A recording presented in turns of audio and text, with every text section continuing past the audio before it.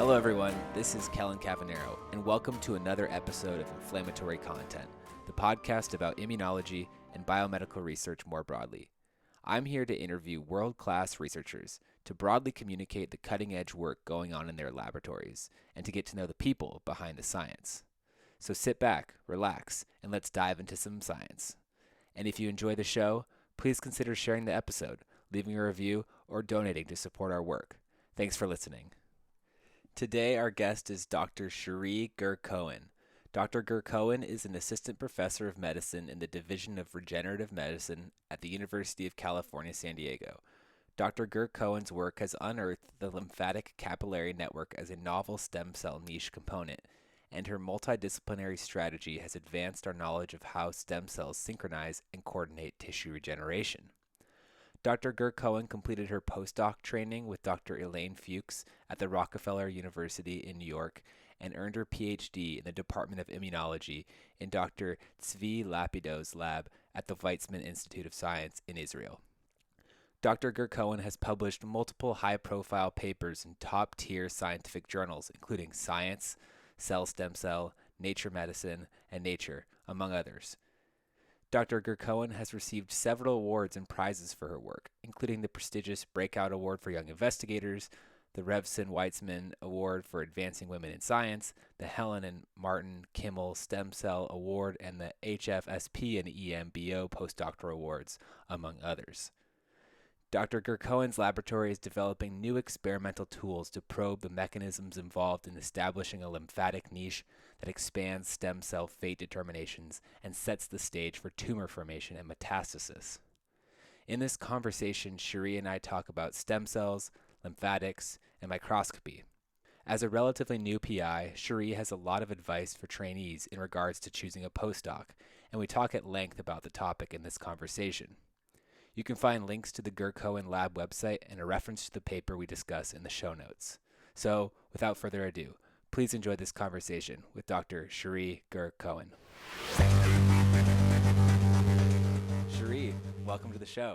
Thank you. Thank you for inviting me. It's really exciting to be part of such an incredible initiative. So thank you so much for doing it and for inviting me to participate. Of course. So we're sitting here in your office in the UCSD Sanford Consortium, overlooking Torrey Pines Golf Course and Black's Beach, everyone's favorite nude beach in San Diego. How did you get here? How did you get to this wonderful place? Great question. I think, in many ways, once you look for a job, you look for many, many things of what's important for you, right? One of the things that was important for me is a place that I can be happy, that my family will be happy, that my husband will have, a work perspective, my kids will get good education, and that I will be able to do the great science that I like to do in the best possible place.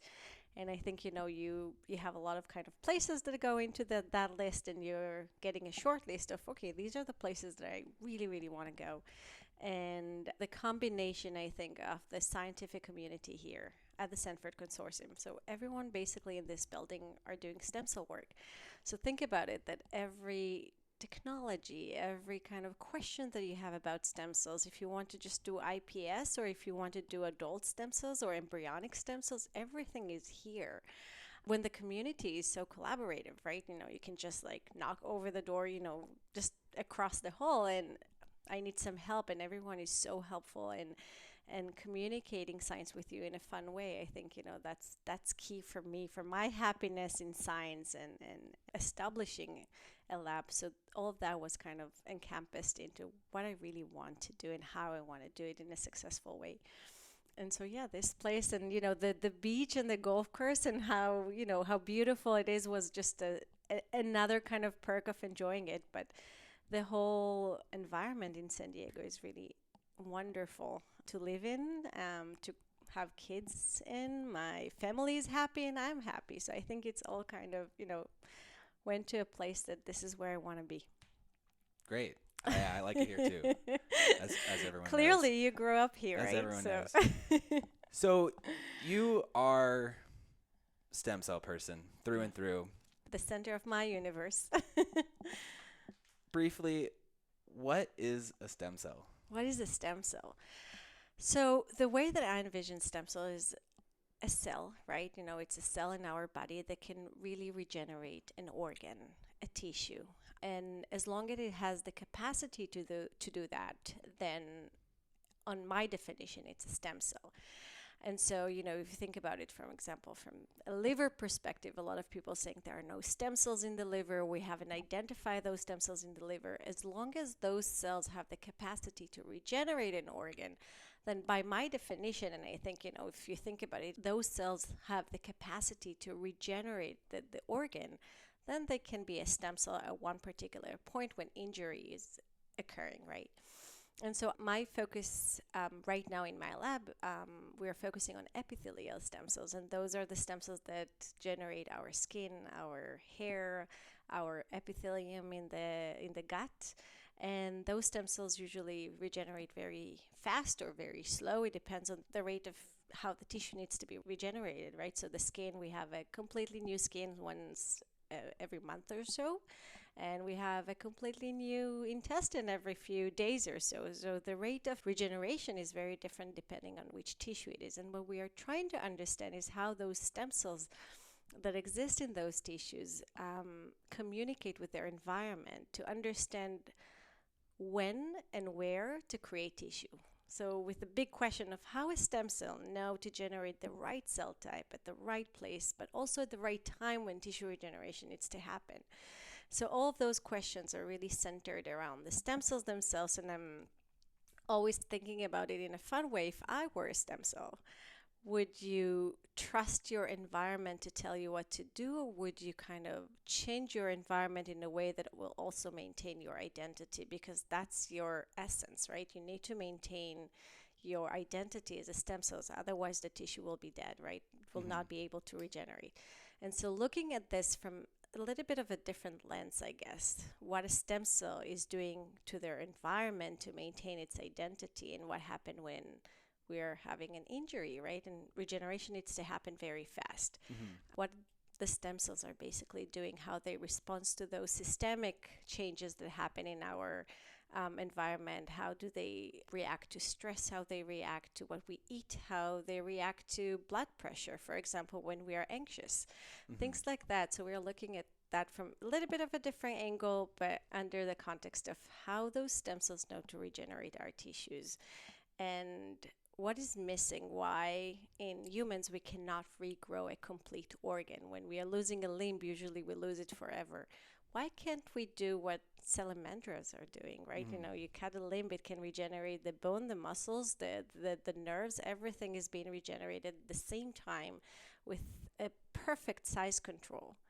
Why it's not happening in our body? What is missing? What is missing in this synchronized regeneration? A lot of people, like general public, are familiar with the term stem cell. They may not think about it in the same way you do. What do you think the biggest misconception people have about stem cells is? It happens a lot. I think I also get a lot of emails from patients, from people that saw something on the news, that read something on the news. And I think we are, as scientists, failing to tell the story that we found in the lab in the correct way, in the right way, and not necessarily in the most flashy way. Because when we write a news on our articles, then we're like, okay, that can cure whatever disease it is. And people that don't really understand the basic kind of step-by-step process of from the bench of we found something interesting in the lab to actually moving to the clinic, there's a huge step that we still need to do. And I think we are, as scientists, still failing in explaining what exactly we found, what may be the outcome of that, and what is the steps that we need to do in order to actually have it to the clinic. And so I think the biggest misconception that we have right now, and again, it's not the people that are failing to understand, it's our fault as scientists that we're unable to do it in the right way. And I think a platform like yourself is actually an amazing platform to get that type of information in the correct way. But what we are failing is actually taking those discoveries and lay them to very basic concepts, and the understanding that stem cells can be used today for transplantation, for simple transplantation. So for blood forming cells, the hematopoietic stem cells, we're doing it constantly in the clinic, right? People are undergoing bone marrow transplantation. They're giving cord blood transplantation or bone marrow stem cell transplantation. And that's, regular things that people undergo in the clinic today to cure blood cancers.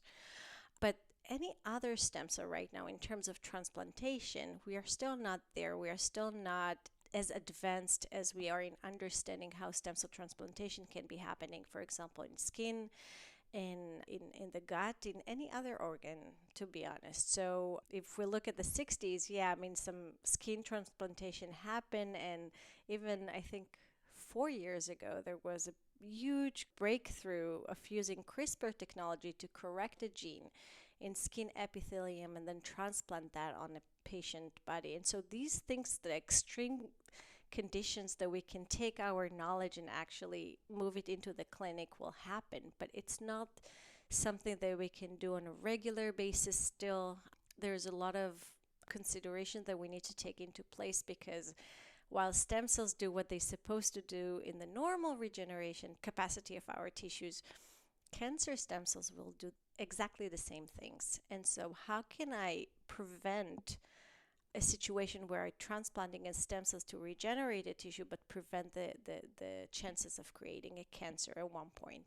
Or even to create a competitive advantage, for example, from the cells that I transplanted from the healthy system that already exists in the body. And so there's a lot of consideration that we need to take into place. And I think we are, as a scientist, still failing of telling this to the public. There's a lot of kind of clinics that you see out there that are basically using these misconceptions to get people's money. And that's sad. And I feel like we need to do much better work in that. Yeah, I'm very into the health and wellness space, and I hear a lot about people going to, say, Panama or another country outside of the U.S. to get some stem cell therapy for injections into their joints. Autism is one of the most kind of famous ones. Stem cell transplantation, mesenchymal stem cell transplantation to cure autism. And we think that this is premature. Like, maybe in the future, stem cells will be able to help with some of these conditions, but at the present moment, there isn't enough data to support this. Do you agree? That's where we are aiming, right? We are aiming to use stem cells, or the understanding of what stem cells are doing in the body. Maybe we can bypass transplantation in general, right? But at the end of the road, we want to improve patients' life. We want to improve the way that we age. We want to improve the way that we live, right? Can we live longer but also healthier life at the end of the road? This is our goal. We really want to improve patients' life and human being quality of life, I guess. But we're not there yet, and rigorous science also requires the time to be able to do the right experiment in the right condition and make sure that you have all the controls, right? This is how we've learned how to do experiment, and we need to make sure that before we're getting into any human clinical trials that, we are on the safe track to do it. The sad thing, for those kind of like going to Panama or going to Europe or going to all kind of other places, the sad place that I see it is that they're taking advantage of how, for example, parents for a kid that has been diagnosed with autism, how desperate they are to help the kid, obviously, and they're using this to take their money for something that there are no really base for this. I mean, look at papers, look at, scientific evidence. Is it helping, and how much is it helping? Is it something that, the risks are actually, worth taking? And there's no information about it, and it's obviously not being communicated well with the patients and their parents, and I just find it very sad that we're not doing enough to prevent that, to make better regulation for that, and maybe to advance it faster, right? We want to make sure that it's the right thing to do at the right place. But communication is a key, and we're still behind in communicating it. But I think for your question, that's the hope, right? We're hoping to live longer, healthier life, and to maintain health at the end of the road, right? This is our goal. We are not just studying stem cells, for fun. I mean, it's really fun, but at the end of the road, when I'm waking up in the morning with a very exciting result that I saw in the lab, it's really because I think, oh my God, those stem cells are actually doing what they supposed to do to regenerate an organ, right? How can we leverage that information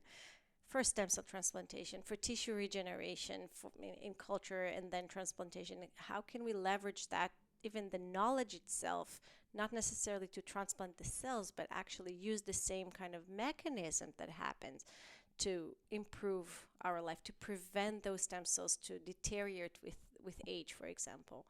So those are the questions that we're constantly asking ourselves, and this is what fueled my enthusiasm, and I guess many other people in the field. In your Ph.D., you studied hematopoietic stem cells, which are leukocyte stem cells, white blood cell stem cells, important for immunity. You then, in your postdoc, switched to epithelial stem cells. Do you still have an immunologist in you, or are you more of a stem cell biologist? So I think I'm much more stem cell biologist. I think immunology is an important component in my education, understanding, and how I'm thinking about biological problem in many ways. Communication between cells, movement within the tissue. I think one of the most beautiful things that we have in our hematopoietic system, the blood forming kind of system in our bodies, that it's constantly moving, it's constantly dynamic. As opposed to the epithelial tissue, where the conception, at least, that it's more stable. It's not really moving a lot. What we're learning actually that's not true. They're moving a lot. There's a lot of movements and dynamic, maybe not as much as in the hematopoietic field, but I think that type of understanding really helps me to understand, or look at the stem cells. Can they actually move? They can really move. Can they create, for example, different ways of communication with their environment? So I think it's an important component in my understanding of how I look at stem cells and their communication with their environment. But yeah, I'm much more stem cell biologist, I think, in my core. Mm-hmm. But you still are interested in lymphatics. Still interested in lymphatics. So during my postdoc, and so I guess that will kind of cross a little bit of how I chose to move from the hematopoietic field to the epithelium, and how to choose basically a postdoc lab. I think, we talked about it before, but one of the things that I thought I have the strength in is that I discovered communication between the hematopoietic stem cell field with their vascular environment in the bone marrow. And so back then it was a coagulation-based niche. The stem cells needed to be hosted in an environment that is enriched with anticoagulant characteristics, and that was driven by the vascular system. And so this type of understanding really drives me, okay, do I want to stay within the same field or take my strength in understanding stem cell niche interaction to a different field? And that's what I decided to do. And we can talk about it later a little bit more in depth of how to choose a postdoc lab, how to choose a subject, how to choose your strength, right? But this is what I've done, and I think that was the right decision for me. When I started my postdoc, I had a very concrete question that I wanted to ask, and that was about the vascular system, how the blood vessel look like around the epithelial stem cells. And I just vividly remember staining for the blood marker CD31 for blood vascular system in the skin. And I saw a very, very clear vessel that is attached to the hair follicle stem cells, attached in a way of like really, really tight interaction. And I was sure it's a blood vessel. I was very excited. I found blood vessels that are communicating with epithelial stem cells similarly to what I found in the bone marrow. But then a colleague of mine, and we'll talk a little bit about like how important it is that your colleagues and your environment is supportive and that you have the ability to communicate with them ideas and to brainstorm with them. He looked at my data and he said, Shiri, these are not blood vessels. They're too irregular to be blood vessels. And I looked at him and said, no, this is blood vessels for sure. And he said, No. These are not blood vessels. Stain for, other markers just to confirm your data. So I was like, okay, of course. I was so sure in my hypothesis that I was just staining for a bunch of markers. And obviously I was wrong. And I just vividly remember myself sitting in front of the microscope looking at the marker for lymphatic vascular system, LIVE-1.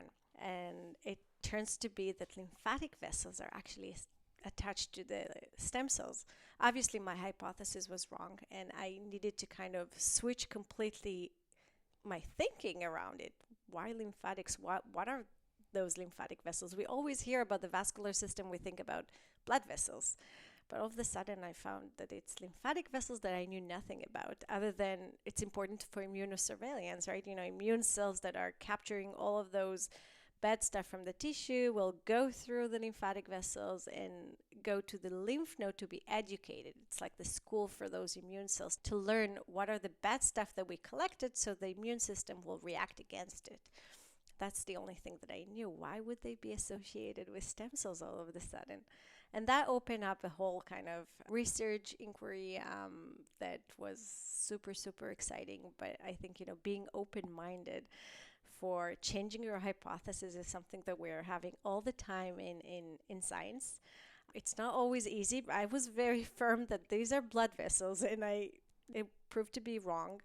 But being open that, maybe it's actually an interesting stuff. And we discovered a completely new niche component for the hair follicle stem cells. And later on, we demonstrated that the lymphatic vascular system is actually important not only to grow hair and to maintain stemness identity for hair follicles, it was actually important throughout the epithelium, even in the intestine. And so what we found is actually that the rate of activation, the usage of those stem cells really depend on lymphatic stem cell interaction. And my lab completely, have centered around that type of communication in aging, in cancer, in tissue regeneration of wound response. We're finding very exciting new data. And so, just a single kind of communication that I had with my colleague back then really triggers a lot of things that's still ongoing. So it's very exciting. So what exactly the lymphatics are communicating to the hair follicle stem cell is still an area of active investigation. You just know that it's important. Mm-hmm. We don't know exactly what's being said back and forth. And I think it's a complex question because you mentioned, for example, immunosurveillance, right? Immune cells that are going through the lymphatic vessels, they're being drained by the lymphatic vessels to go to the lymph node. So that's one thing that we know lymphatics are doing. Is that important for stem cell regeneration and identity and maintenance and not to age, for example? We also know that lymphatics are draining fluids, macromolecules, all the things that are surrounding them, which we call the interstitium. How is that affecting stemness identity? And then there's the aspect of what are they secreting, for example. Are they giving any goodies for the stem cells to do those type of things? And I think it's also context dependent, and this is what we're learning in the lab right now. It really depends on the context, on the tissue, the situation, right? If you are young or if you are age stem cells, you will utilize those signaling very differently. And wounding will have a completely different outcome. And it's all very exciting to kind of learn how a single communication can be utilized differently. And there is the fourth aspect of it that we always think about cell-to-cell communication, right? But vessels in general are a network, right? They create a network in our body. And so if one stem cell sends something in one place, those vessels go through the whole tissue and can synchronize behavior. Why is that important? To synchronize stem cell behavior across the tissue is something that we're trying to understand from even evolutionary perspective right now. Yeah, my mind is trying to come up with all sorts of hypotheses right now. I know. It's fun. One thing I'm thinking is, what if those stem cells are just producing a bunch of waste? Why do they need a trash can right next to them, basically, to drain all that stuff away? I wonder, do they make a lot of trash, potentially toxic byproducts? So we're looking at that as well, right? What are you producing and where is that going? And why do you need to drain that kind of garbage faster around stem cells what happened when we age? This garbage is actually not good for you. So we have some data around that that's centered around that, right? What are you producing, how much you're producing, and not necessarily what they're producing, but maybe, you need to have a more sterile kind of environment around you, more clean environment around you to maintain your identity for a longer time point. We also learned that this communication needs to be dynamic, because if you will keep the stem cell constantly in this bubble, right, they will not do what they're supposed to do. And we've learned that the stem cells themselves have kind of like a brain. They can kind of reshape their environment, including the lymphatic vascular system, to attach, not attach, depending on the regenerative demand. How this balance is actually happening, and those are the signaling that are being actually secreted by the stem cells themselves to reshape their vascular environment. Can we mimic that type of interaction by not doing actually stem cell transplantation, by expressing those factors that stem cells are secreting, which we call stem cell factors, basically, to induce tissue regeneration by simply reshaping their environment, making them believe that, oh, right now you're a young stem cells, you need to do exactly what you need to do. And we can do that in the lab settings. But again, this is still in a lab setting. We can make an old mouse to grow hair. We can make an old mouse behave younger. Can we actually do it in human? We are still not there yet in terms of safety, in terms of controls, in terms of what are the outcome for a longer time point when we are doing it. Are we not inducing cancer at one point? All of those questions are very, very important for us to understand the basic mechanisms of what is happening. And if we can use that, then we need to really make the right experiment, the right controls to take it to the next level. And this is what we're doing. And rigorous science takes time. That's the hope. But and rigorous money. time takes time and money.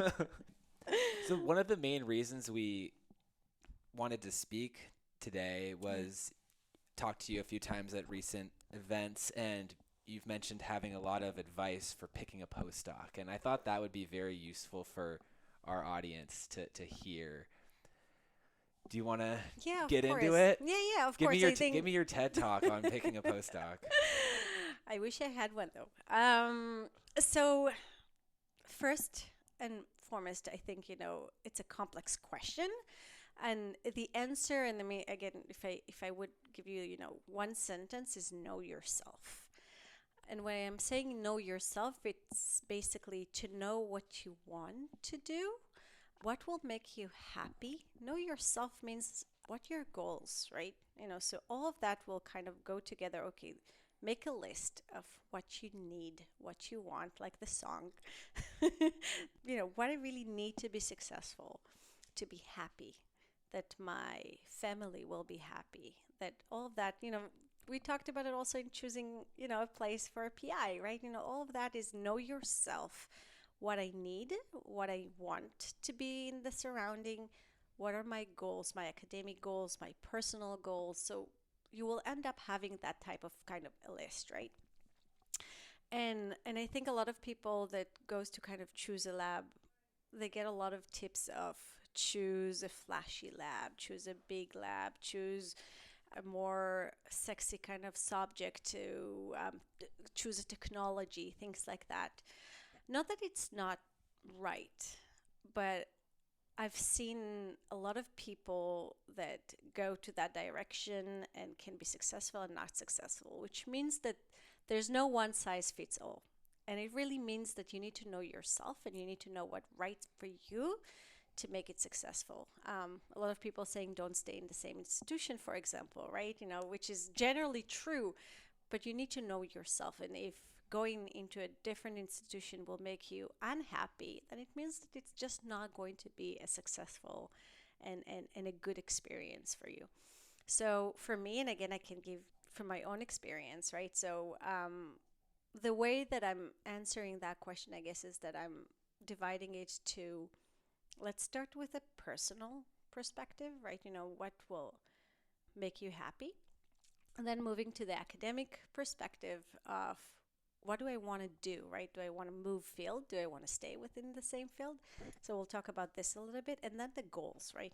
So doing a postdoc usually related to if I want to be a PI at the end, if I want to lead my own lab. And that's always a hard question. Do I want to lead my own lab? Yes. Will I be successful in that? I don't know, right? So, the question that you actually need to ask yourself is not if I'm going to be good at this, because nobody will. I don't know, nobody knows. So it's worthless to even think about it in that way. You need to think, do I really want to do it? And if the answer is yes, then yes, you need to do a postdoc, right? Most of the program, requires you to do a postdoc. Some are not, but the majority of the programs do.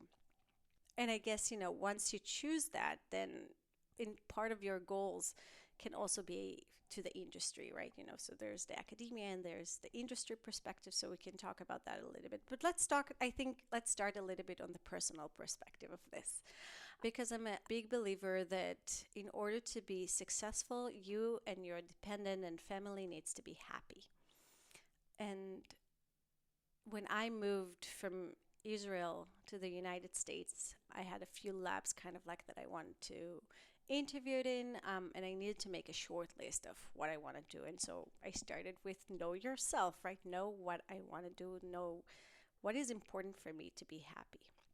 And so I already moved when I had a 3-year-old toddler, Ella, and I knew that I wanted to expand my family at one point during my postdoc. And it was important for me to have a place that will have a child care support, for example. And so places that had no childcare support in the vicinity, I was, okay, that's not going to happen. I cannot afford whatever it is for daycare for 2 kids at one point. It's not going to happen. So that was something that is important for me from, very hardcore kind of, this is what I can afford. This is my salary. This is what I can do. And I'm not going to get my family and my surround me and be miserable because I want to study in this particular institution. So that was important for me in kind of, if I want to be happy, if my family needs to be happy, I need to have that type of support. I need to have a good education around me. I need to have work perspective for my husband because he needs to be happy too at the end of the road. It needs to be a place that, we can have some social life, for example. So very far away from our family will probably be more hard to kind of navigate through that. And that kind of really helped me to first map what are the places that I want to be in. Okay, so know yourself really means, okay, these are the places that I think family perspective, personal perspective will make me feel happy in this place. And then we're moving kind of, from the personal perspective of know yourself to the academic perspective of know yourself. And from the academic perspective, I knew that I want to do stem cells, right? So stem cells, it's a very broad field, right? You can do embryonic stem cells, you can do induced stem cells, you can do adult stem cells, you can do even, from evolutionary perspective, you can work on animals that regenerate a whole organ, a whole limb, for example, as we started this talk today. So what exactly do I want to do? What are my strengths from my Ph.D. that I can take to the next level? My recommendation, I guess, or tip maybe, would be how can you take what you've learned so far to a completely new field? I really like to see multidisciplinary science, and I think this is where we are making the biggest breakthrough, right? When you're taking knowledge from one field to another, because biology is all combined. It's not only immunology, it's not only vascular system, it's not only stem cells. Nobody's working in a void in our body, and I think combining that as a multidisciplinary science. Right now, I'm even thinking about how can we combine biology with physics, for example, right? We're always thinking about the biology, but there's a lot of physics and forces that are taking place in our body as well. So combining your strength to a new field not only will allow you to open a new inquiry in the new lab that you're going, but will actually allows you to take that with you to the next stage for you as a PI, right? So if you're doing exactly the same thing as your PI, then taking it to your own lab will actually be hard. But if you brought something with you, you open a whole new kind of field in a lab that you worked in. You can much easy. It's going to be so much easier for you to take it with you and open your own lab based on that. So it's sometimes hard to find it, right? What are your strengths? I'm going to use you as an example because you mentioned that fibroblasts are your center of your universe. How can you take what you've learned on fibroblasts and the communication between them and the immune system to a whole new kind of system that you can take it, and then you can always go back to whatever you feel, you always need to be excited about what you're doing. You can learn everything. You can learn every technique. You can learn everything. Nobody can teach you enthusiasm. That's something internal. This kind of internal fire is within you. So you need to find, okay, this is what I'm excited about and I want to learn. So this is what I've done, basically, kind of like thinking of how I can take what I've learned so far from a technology perspective, from knowledge perspective, to a completely new field. And maybe also if, it will turn out that I want to be PI at the end, I can take it with me. So this is from the kind of academic point of view. Before moving to the goals, right, so know yourself, and you need to think about what is important for you when you are in a lab. For me, it was important to have great colleagues around me and a great support system around me, because science for me, and usually my hypotheses are wrong. It's a, things that I've seen, throughout my studies. I'm thinking about something, biology give me something else, and I need to completely change my way of thinking around it, which is very fun. But I also need a system surround me to tell me, oh, it's not just a failed experiment. Or if it is a failed experiment, to communicate it with my colleagues around me. I need people to talk with about my science. Being in an isolated environment will not be good for me, for my scientific curiosity, for the fun part of science. I really need people that around me to talk about my results and about their results. Brainstorming is something that I'm really enjoying doing. So when I interviewed, I tested that as well. Can I actually talk with them about their science in a fun way? Can I talk with them about my ideas in a fun way? Can we actually brainstorm and the environment foster that type of behavior of sitting together and talking and having that type of communication? To me, it was less important to have a day-to-day mentorship, for example. I want to be more hands-off lab. I knew that I'm very independent, but I wanted to have someone that I can talk with when I needed to. So when I interviewed, I also kind of test that, right? How the PI in the lab want to communicate with me. Is it a day-to-day basis, micromanagement, or do your stuff, let's talk once a week, let's talk once a month, things like that. What best works for me? Again, know yourself. It's kind of after a PhD, you can already see day-to-day communication is not something that I enjoy doing, for example. So all of this kind of goes together to know yourself, right? And I think, looking at the environment that I was in, when you're interviewing, it's not only that they are interviewing you, you interview them. Are they happy? Do they look happy? Do they look, satisfied? Funding is also an important aspect. Are people here getting funding? Because you need, to be in a lab that will support you even when your funding is over. And again, having, the need to move with my family and with my kid, I can't just one day say, oh, funding is over, I need to go back, right? I needed a place that I know that I can constantly submit for grants and get support from my PI in terms of those grants. And it's important to communicate that also with your PI, feel comfortable of doing it. And to me, choosing that type of lab, it was, seeing how that type of communication was easy with my PI really helped me to settle on that type of environment I want to be in. What type of technologies do I want to learn?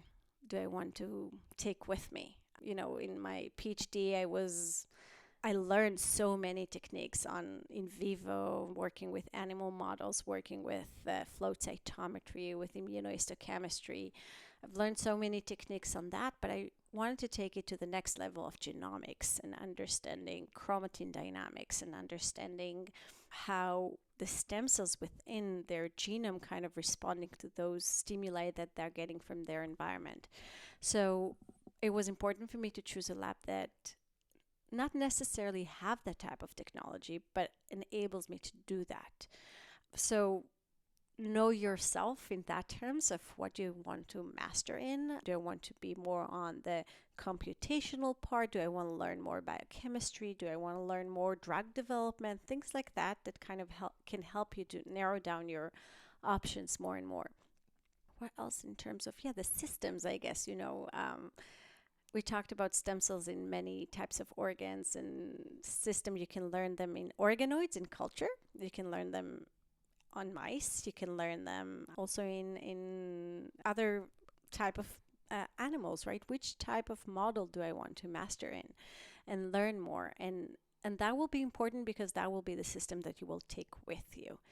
Usually, one of the things that I really wanted to do is the flatworm and zebrafish, that I think phenomenal system to learn stem cells and their behavior with their environment. So I also looked a lot on labs around that center around that model too, because I thought it's absolutely amazing model to study stem cells and allows me to do so much more than I can do in mice. For example, at the end of the road, I chose mice. And I think that also get to the point of there's no one size that fit all, and there's no perfect place, and the perfect place will be your lab at the end. But you need to kind of take all of that into consideration at the end of the road to find the right place for you. When I started all of that, I was like, know yourself, because it really need to fit you, your needs, who you are. And then there is the last subject of this, and this is your goals, right? So when I started my postdoc, do I want to be a PI? Yes. Am I going to be successful as a PI? I don't know. And I decided that I'm going to focus on what I want, what my goal, not if I'm good at, if I'm not good at. I think, those are questions that nobody can answer. And it's just a waste of time thinking about it in that way. So what do I want? What are my goals? Let's make like a list of goals. Where do I see myself in the next 5-6 years? And that can change, right? It can change, but I think, making that type of kind of goals is important for us to choose the next step. So I wanted to be a PI. I know that a lot of other people around me wanted to go to the industry, and they still chose to do a postdoc. I think I can less comment about the transition from a postdoc to the industry, but I think, from a recruitment point of view, if you want to be in a leadership positions, I've seen that recruitment is much more going towards people that actually did a postdoc. But I think I can comment less about that than on the academic path, because obviously this is what I chose at the end. But making those goals is important, because I think, going towards your goals and thinking about it when failures are happening, when, there are so many setbacks on experiments, on life, on, things that need to change in how you balance your life around your research. Having a goal in mind is really important to keep us kind of on track and keep our surroundings supporting us. It's a very, very long answer, I know, but I put it in under kind of the personal perspective towards the academic perspective, and then later on, what are your goals? And all of that should really help you to find the right package for yourself, and to know that there's no perfect place, but the best place that you can find. Did you follow your own advice when you were going through this process, or has this changed subsequent to you finishing your postdoc and now being an assistant professor? So I think it changed throughout my career choices. I don't know if I mentioned it to you before, but so in Israel, you need to do an undergrad, you need to have a master's degree before moving to a Ph.D, as opposed to here in the US. So I had to do a master, and, back then I haven't read any of those kind of how to choose a lab, how to know yourself, right? I wanted to study cancer, and this is what I wanted. I didn't think about the environment. I didn't think about what will make me actually happy. And I chose a lab that studied cancer, but that was not a successful experience for me. And it actually made me feel I don't want to stay in the academia. This is not the right place for me. This is not where I'm happy. And I went to the industry for 1 year, and seeing, I guess, these two worlds, I would say, of how they're approaching scientific question. I think I was more towards, okay, I do want to go back to the academia to ask those fundamental questions, have the freedom to ask that type of questions, but I need to do it right this time. And I think this is where I started to question more about what is the right choice for me. And throughout this process, I talked with someone at the Weizmann Institute, Dr. Maya Schuldiner. She's one of the most amazing person that I know, and really, I don't think she knows it even, but how much she helped me to kind of go through that process in my head of what is the right choice for me. Because it needs to be for me, not for anyone else, right? For someone next to me, this lab will be perfect, but for me, it's not going to be the perfect match. So I think it's an evolution where I'm right now in the part that I think for my postdoc, I really made the right decision for me.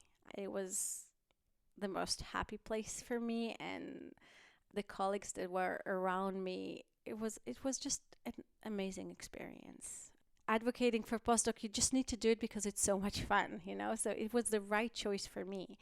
So I think I followed that advice for my postdoc. I definitely did not do it throughout earlier on, and I've made mistakes early on, and we're learning from our mistakes, and getting that type of supportive system around you and having amazing people around you. I chose Maya because I felt, okay, I can talk with her, I can learn from her, and having a mentor that is not necessarily your official mentor is important to go through those phases.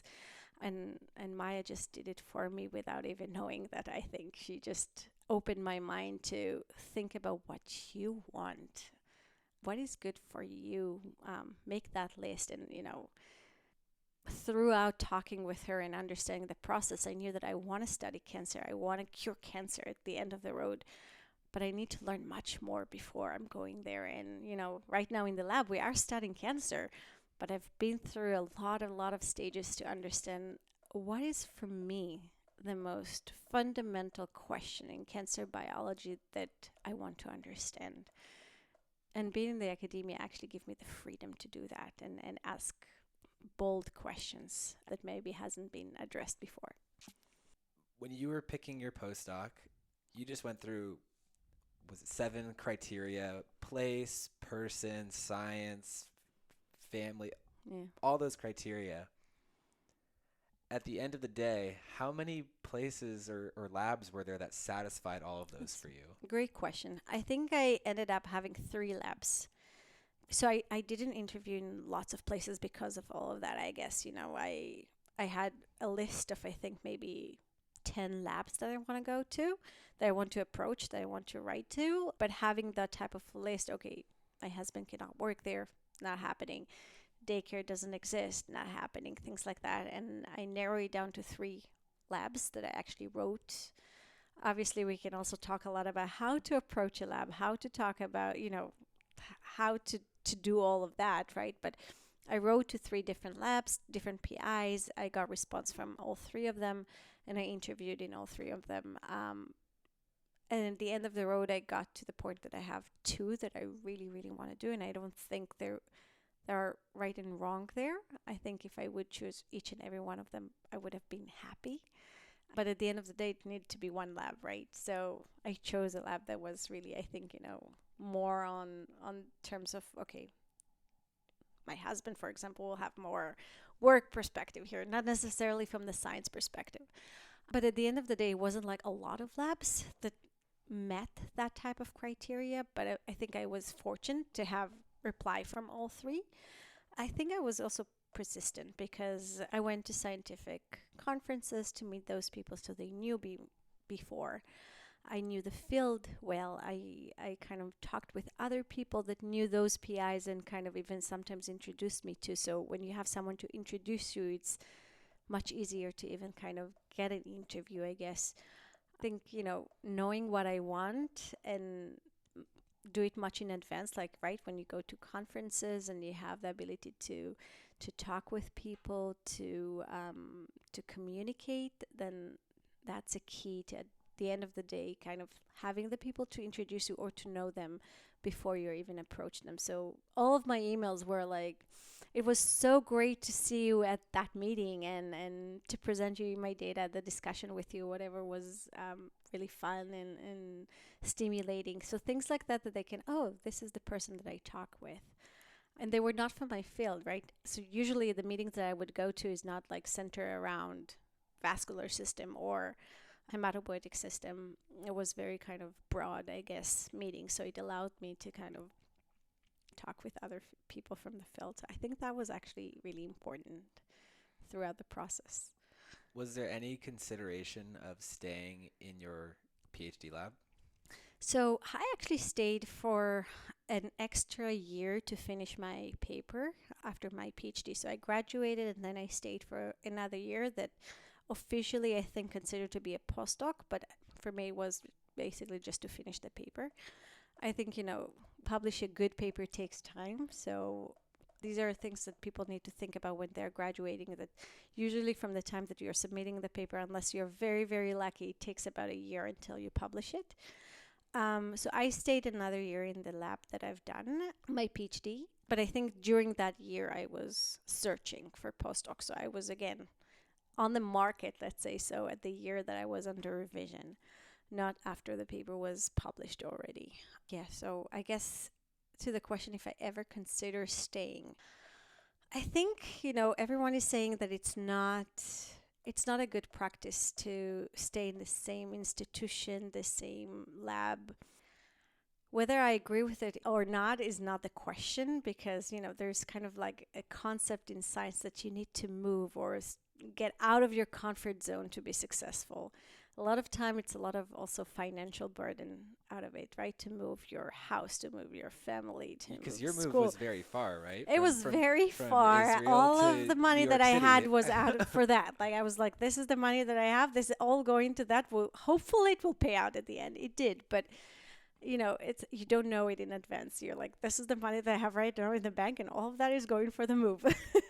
It's a lot. It's financial burden. I think, as an international student, also thinking about work authorization for your spouse or dependent is not always immediate, right? There are like 3 or 4 months that they don't even have work authorization. So you need to know that the money that you have can sustain. And again, I was very lucky to have another fellowship, Women in Science, from the Weizmann Institute and Refson Foundation, that really helped me throughout that process, because it was really, really hard at the beginning.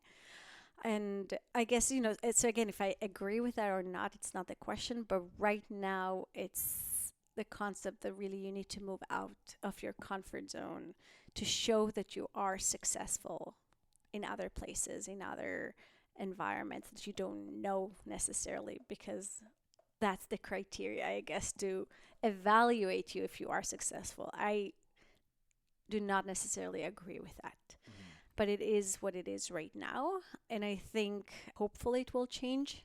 The way that I would evaluate, I think people that stayed in the same institution will not be the same as other people maybe, but I will evaluate them not necessarily if they were able to move from a different, places. I do want to see that they can change their way of thinking, that they, that their brain is dynamic, not necessarily the place that they live in, right? But to your question, I didn't think that I can stay in my own institution if my goal was to become a PI.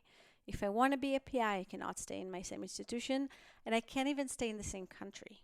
Wow. I need to move to a different country if I want to be a PI. And so once I've made that decision, it was very clear that I need to move either to Europe or to the US. To do that, this is what I need to do in the process. So I haven't even thought to stay if this is my goal.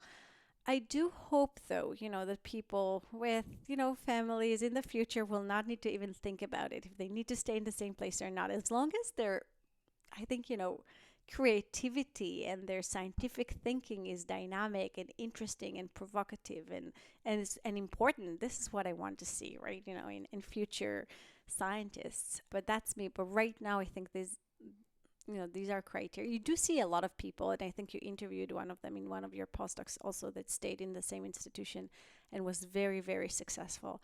So you can see those type of, scientists that do that. But I think He also recommended against doing it because at the end of the road, you will want to get a PI position. If you want to stay in the same institution, for example, then your leverage to get a startup package and to get, all the benefits and all of that will be very, very limited. Again, it's not the question if I agree with that or not. This is how the system is right now.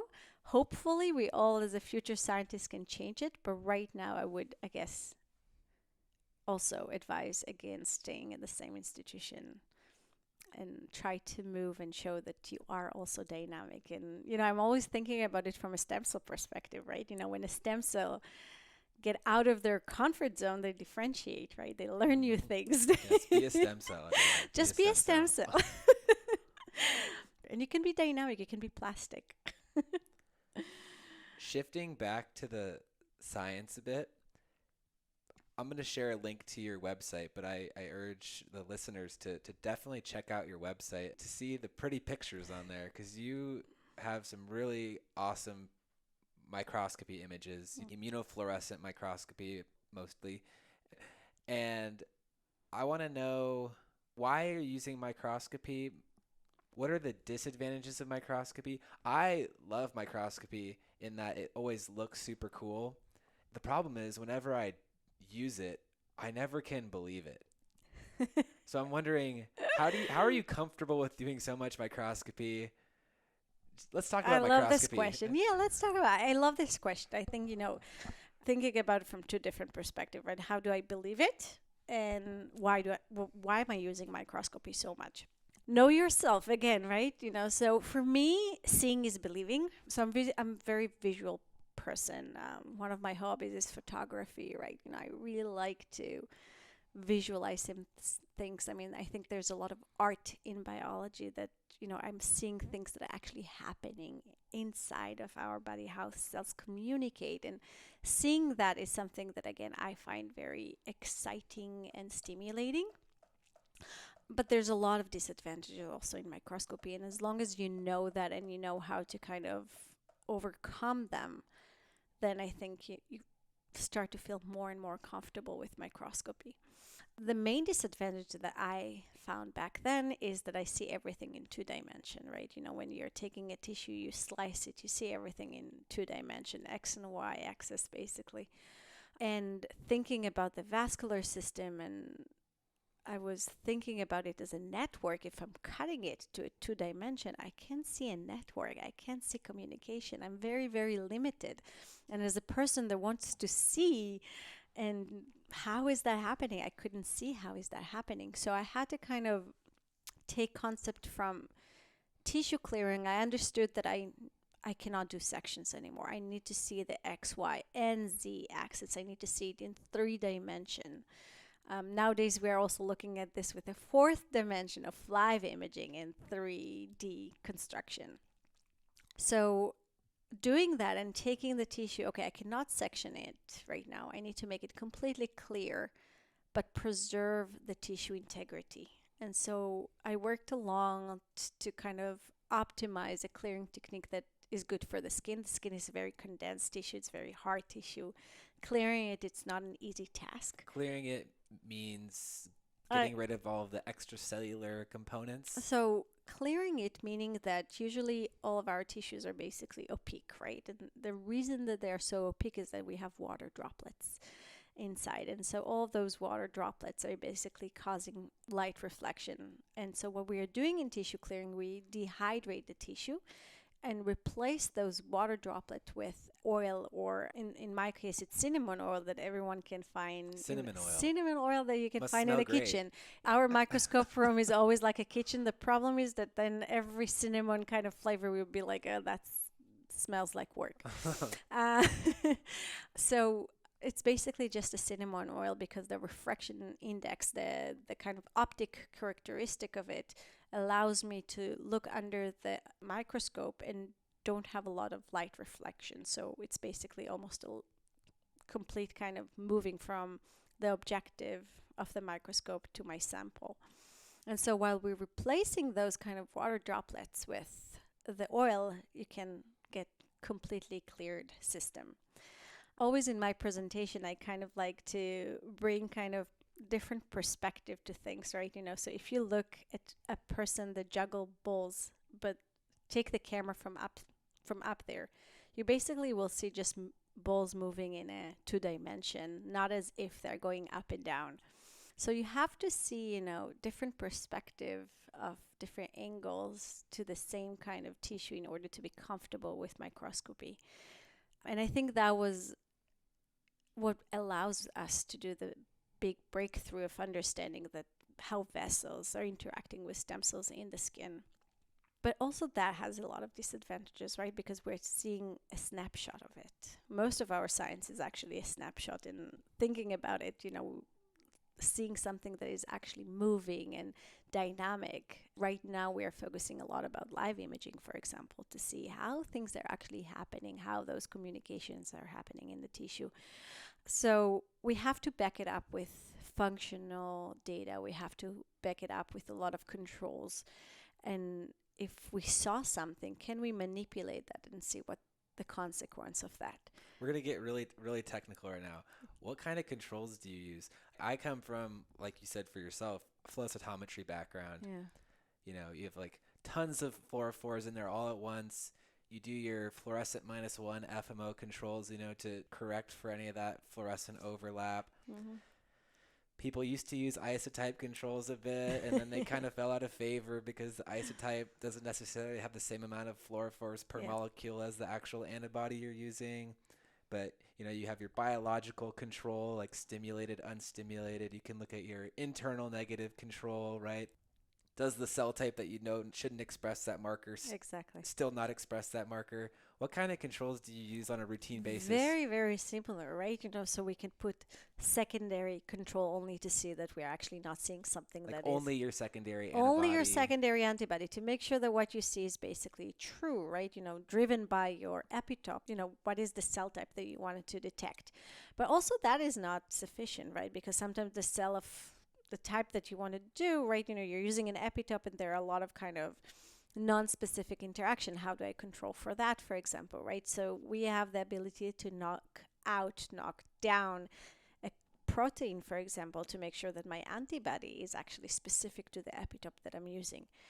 And all of that needs to be in 3-dimension, right? Because with clearing and everything, there can be different fluorescence that can be kind of enhanced and not enhanced. So all of that needs to be happening. If we see something that is unexpected, I have to have all of those control in place.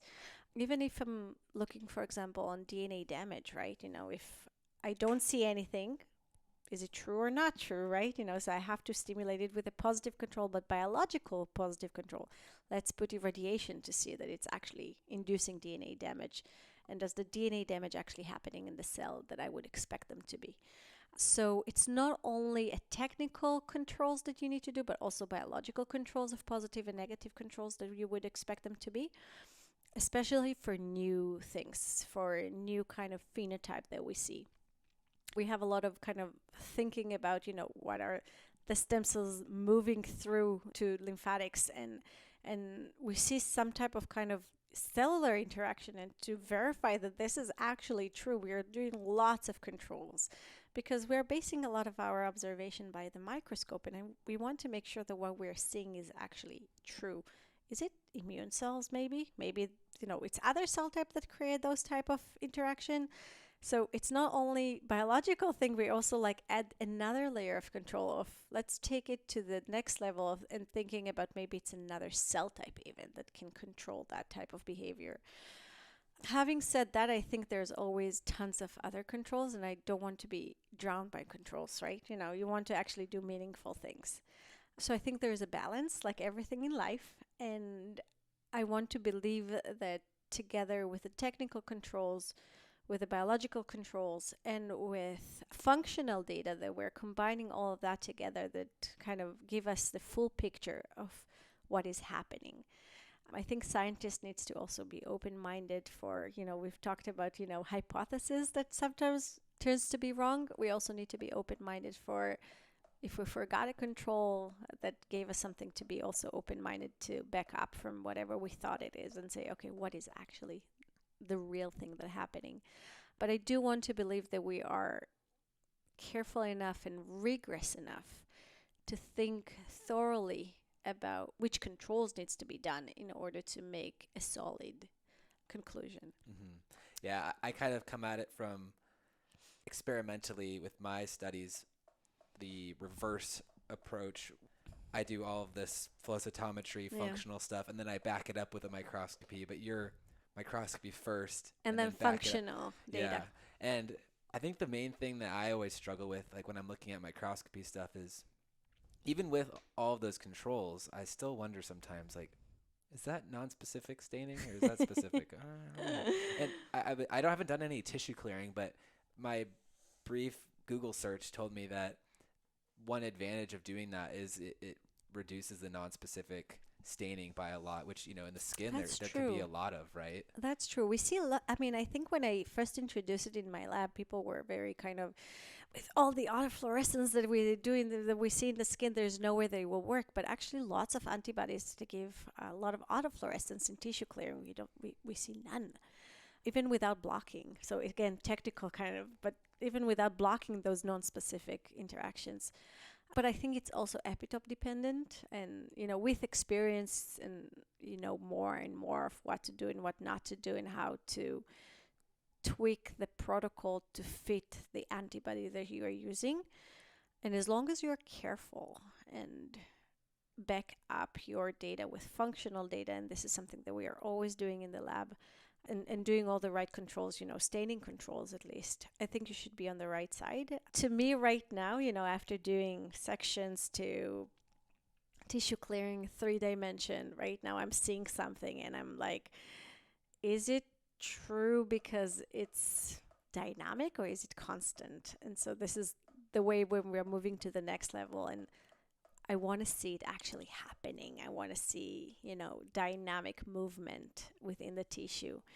When you actually see it, I think it's hard to not believe what you see. We're also using a lot of constructs that are fluorescently, basically within the mice. We're using a lot of transgenic animals. So for live imaging, you're not using any antibodies. So there's no specific, non-specific, right? When you're using those transgenic models, and you see that it's happening. So you back up your observation in so many ways, and now you're adding a new dimension to this, which is very, very exciting. It's really super exciting. Do you have, I assume for most of your routine work, confocal microscope, and then for the in vivo imaging, like 2-photon?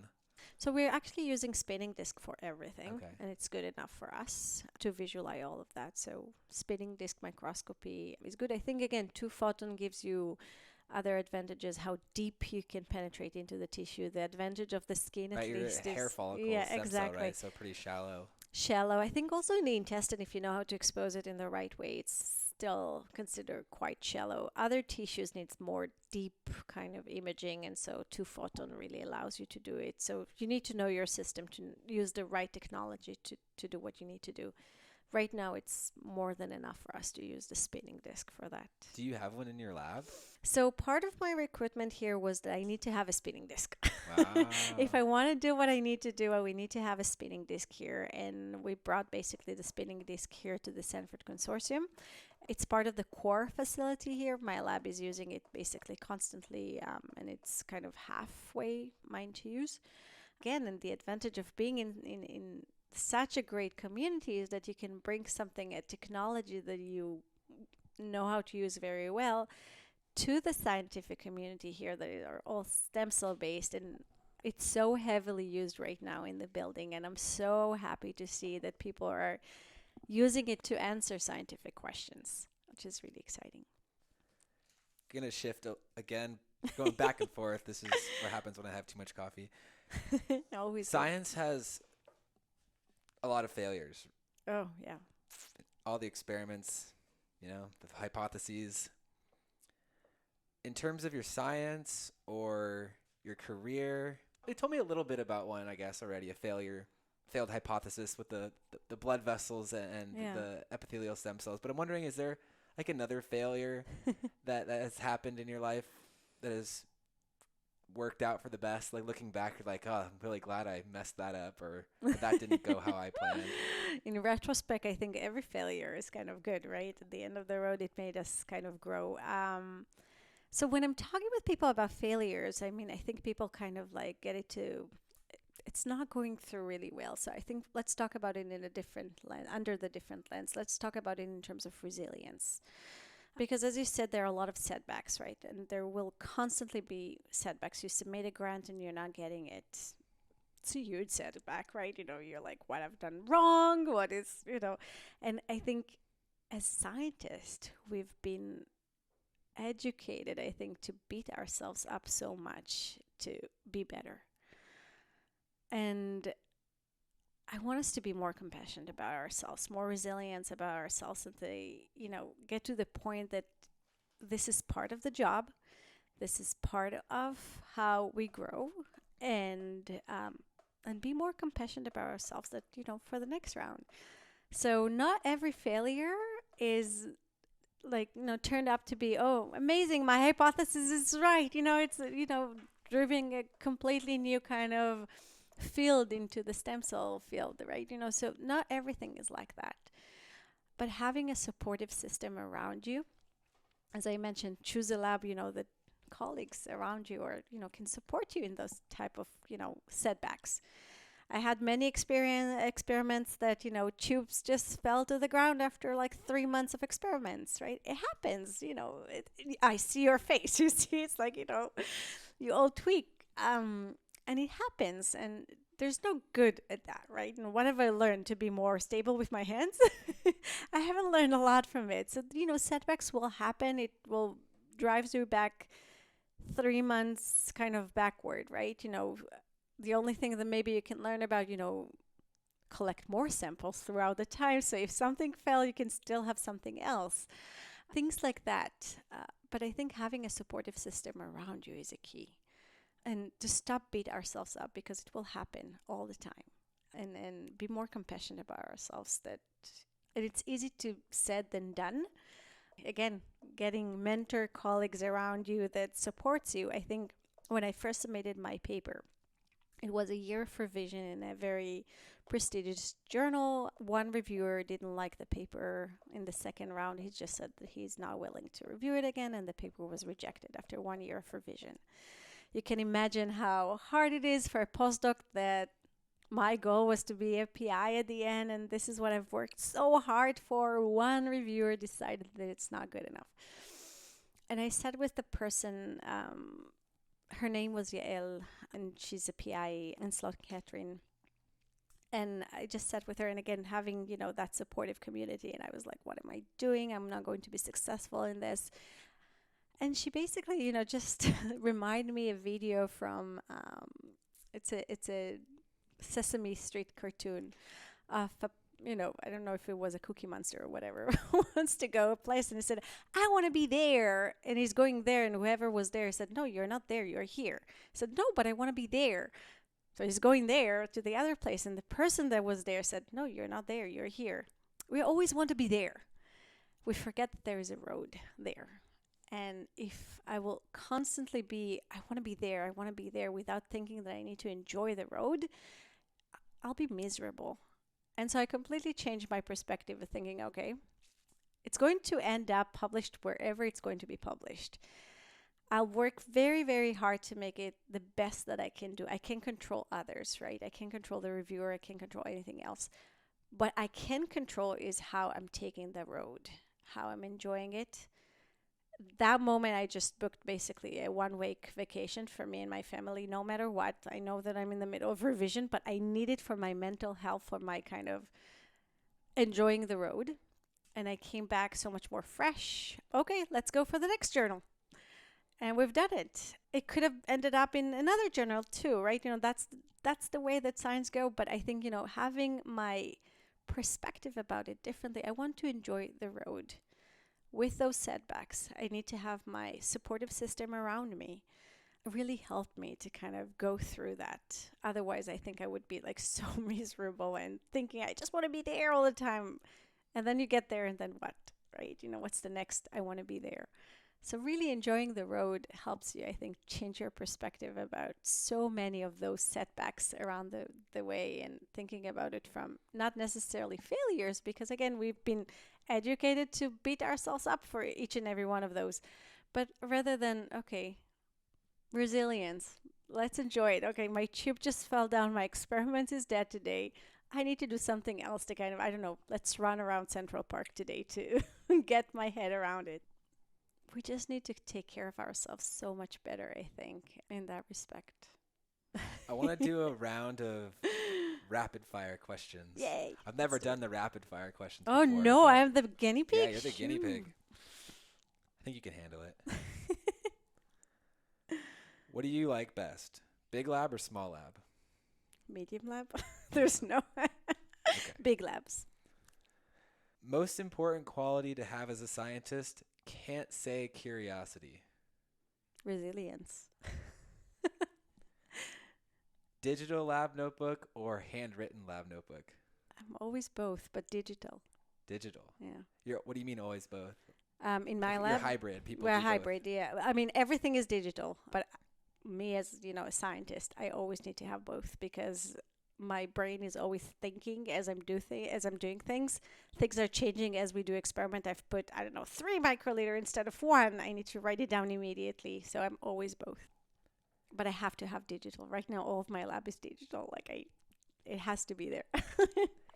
Even for the trainees, what if they prefer handwritten? They can prefer. I mean, I'm actually encouraging to have a handwritten, but everything needs to then go into the notebook. All of your notes, what you've done in protocol, concentration, age of mice, what was happening during that experiment, everything goes digital right now. And I think it's important for our reporting at the end of the road, but it's also helping, I think, people even plan their experiments in the right way, because when we go through those experiments, I'm like, where are the controls?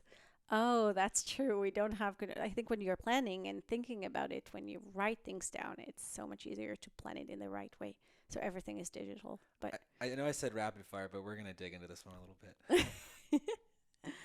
What does the digital lab notebook look like for you? Is it just a Word document? Is there a specific tool you so use for your lab? we're using Benchling notebook. Mm-hmm. So it helps us just to have those folders for experiments. So it's kind of organized in a nice way. I think it's good enough for what we need right now. We're doing a lot of cloning, so it's kind of easy to navigate between that. So we are using Benchling for that. And the information that I requires, at least from my trainee, to have there is every experiment needs to have a goal. We need to have hypothesis, because I'm a person that I'm hypothesis driven. We're not doing experiments just because I'm interested to see that. I need to have something in mind why you're doing it.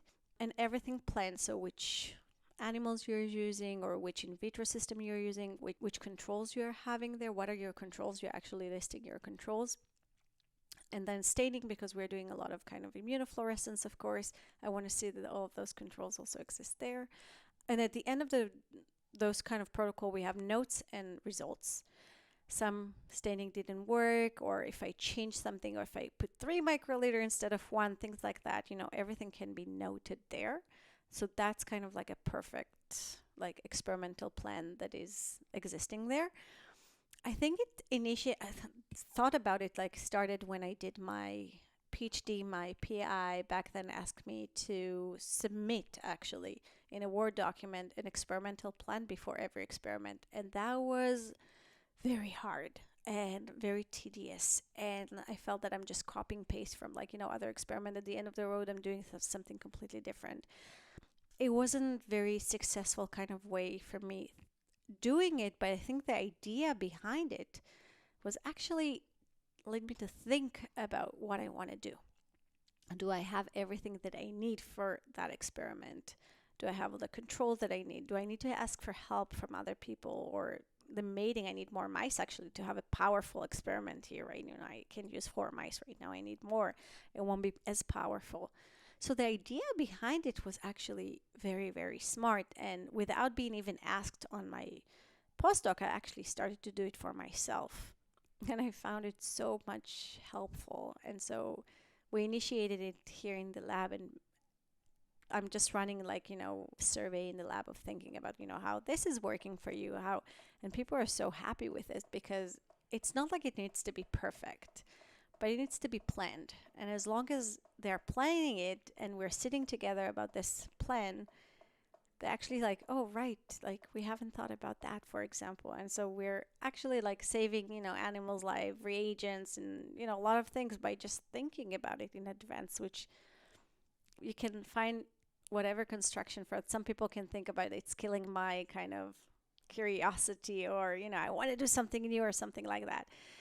I think we need to find it in ways of doing something cool, but still plan it, because to me, planning and having the controls, because if you haven't done the control, I can't take anything out of this experiment. I've seen it like in my lab and with my trainees, right? They really want to do this, but if you haven't done the right control, how do I know that this is a stem cell work or other cell work, for example? I want to have, the right experiment being planned so I can get a meaningful conclusion out of it. And when you do it right, you can actually have conclusion out of your experiments, which is not always, but yeah, like at least you're increasing your chances of getting meaningful conclusion out of your experiment. The goal is to learn something from every experiment and to be able to go back in time and figure out what someone did, right? As long as you're doing those things. But I'm even looking at my own notes, right? This antibody didn't work, for example, or something. This clone didn't work. And now in my lab, for example, someone wanted to stain for the same epitope. And I was like, oh, just a second. I know the one epitope didn't work for me.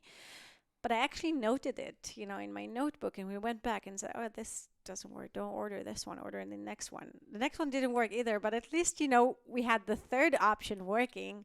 And I guess having those kind of, you've learned something new, and I think for me, it's again just the planning of it and thinking about it. Even if you won't do exactly the same thing that is written in the protocol, and you can note it then later on, it makes you think. And this is what I want my trainee to do, right? I just want them to think about their experiment, and is that the right setup that I want to do? That type of, to answer my question. If it needs to be digital or not digital, I think, we are moving more and more towards like, having everything documented. I think there are disadvantages and advantages of doing both. As I mentioned, I'm a person that always have both because it's easier for me to plan by hand and then put it on writing. But as long as you have something, I guess that's the goal. And for me as a PI, it's just easier for me to go over, like people are planning it and they shoot me an email, like, Shiri, look at experiment number 74, for example. And I can just look at this and make comment like, in, I don't like red, blue, take a look at this and this and this. So it's easier kind of like with communication wise. You don't have to worry about handwriting. Oh, no, not at all. Not at all. As I said, it's not supposed to be perfect. It's not a publishing, but it needs to be planned. And even I can be, when I'm thinking about experiment, I can talk with them. Oh, let's do this, let's do this, let's do that. But then they actually tell me, oh, but Shiri, you don't have the, wild type control, for example, for this experiment. So we need to think about it another way, in other settings. So once you put it in writing and how many mice you need to do, what settings you need to do, then, okay, it's easier to think about it in a different way. I think we're getting pretty close to both of us having our next meeting. I wanted to just ask you if there's anything else you want to say before we wrap up. I guess, the only thing that I would want to say would be just if we can do more of what you're doing, I guess, to educate more, to get more people know what we're doing, outreach to more and more people that don't necessarily have the capacity and the resources to reach scientific kind of observation. If we can do more of that and to educate more, I think this is an amazing initiative, and thank you so much for doing it. I think we need more and more people like you. Well, thank you so much. Thank you for doing it, and I think everyone will enjoy this one a lot. Well, so. thank you so much. That was really fun.